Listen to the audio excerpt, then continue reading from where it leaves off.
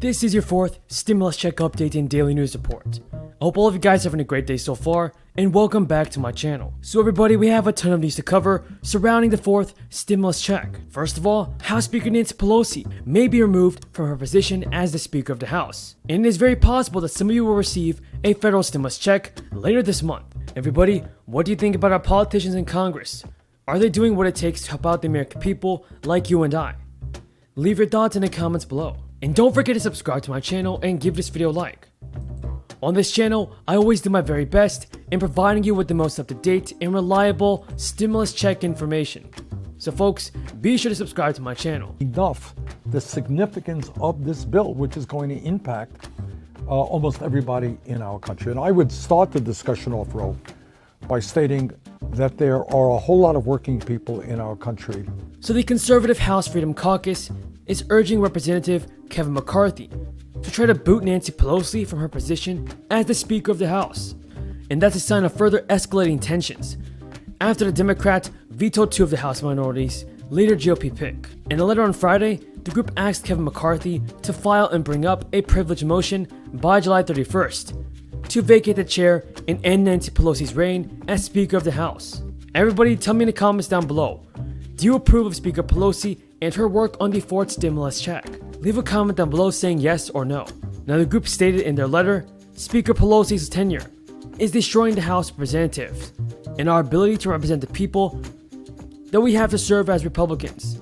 Under your leadership, you must show the American people that we will act to protect our ability to represent their interests. There's a skills gap. What I hear all the time is from companies, we are ready to hire, but people need to have the skills. They need digital skills. Now it looks like the combination of stimulus checks and at least 2 expanded tax credits will be a boom to most US households. Between cash hitting bank accounts in the form of stimulus payments and advanced child tax credits, as well as the expanded earned income tax credits, the value is an average of $3,450 for the bottom 60% of earners. And that amount does not factor in the child and dependent care credit, which is also expanded for 2021. The stimulus checks and expanded tax credits were included in the American Rescue Plan Act, which was signed into law in March by President Joe Biden. In addition to direct $1,400 payments going to most adults and the expansion of certain tax credits, the $1.9 trillion package included an extra $300 a week for unemployment insurance, rental assistance, and bigger subsidies for health insurance, among other provisions. In addition, everybody, when it comes to the child tax credit, the maximum credit is $3,600 for children younger than age 6, and $3,000 for those aged 6 to 17, $112,000 for heads of households, and $150,000 for married couples. Half of the child tax credit, the maximum credit is $3,600 for dependents younger than age 6, and half of the child tax credit is being dispersed as an advance 2021 taxes. As an advance on 2021 taxes in 6 monthly installments. The earned income tax credit for childless workers was also expanded. The maximum credit in 2021 is $1,500, a boost from $543. Some citizens and disabled workers could be looking at the biggest boost to their Social Security benefits in decades next year. And that's thanks to inflation right now. Beneficiaries could see their benefits increase by 5.8% in January 2022, according to a Bank of America analyst note, which would be the biggest boost since 1983.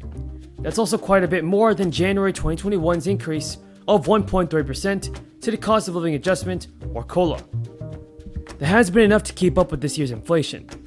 Everybody, do you believe that President Biden must increase these Social Security benefits? Leave your thoughts in the comments below. As always, everybody, I truly appreciate your amazing support. Until next time, have a great day and stay safe. Suspended. Without objection. Many bills get introduced in the Senate and they don't seem to go anyplace. The reason is that they're meant to be simply messaging documents, making a statement, telling people what you believe, not necessarily the motive of passing a piece of legislation. Now, I usually do not care to comment on these bills. It's It's simply not worth the time. But when I see the combination of false information spread in messaging bills that could negatively impact my state, I must set the record straight, and that's why I'm here. Several colleagues just introduced a bill to repeal the renewable fuel standard. I've been a proud advocate for renewable energy. Iowa is the leader in both wind and renewable fuels.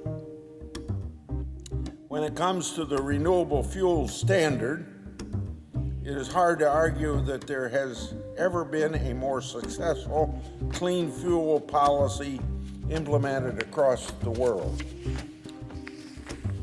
Between 2008 and 2020, the use of biofuels under the renewable fuel standard resulted in a savings of 980 million metric tons of carbon dioxide. That's the equivalent of removing over 200 million cars from the road for 1 year.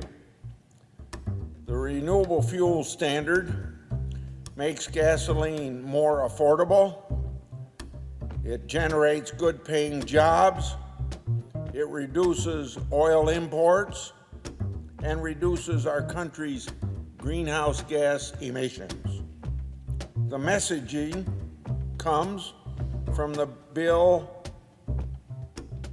The messaging coming from the bill rehashes the same talking points about ethanol that Big Oil has trotted out for the past decades. So once again, Big Oil raises its ugly head. Of course, Big Oil's talking points have been completely debunked by the latest science and even our nonpartisan research from the Congressional Budget Office. And Congress depends a great deal upon the research done by the Congressional Budget Office, a nonpartisan group of professional people that study things a long time before they release their information. Now, my pro-oil colleagues say that the renewable fuel standard causes food and feed prices to rise. However, in 2014, the CBO looked at this issue and the impact on food prices if renewable fuel standard was fully repealed. The Congressional Budget Office concluded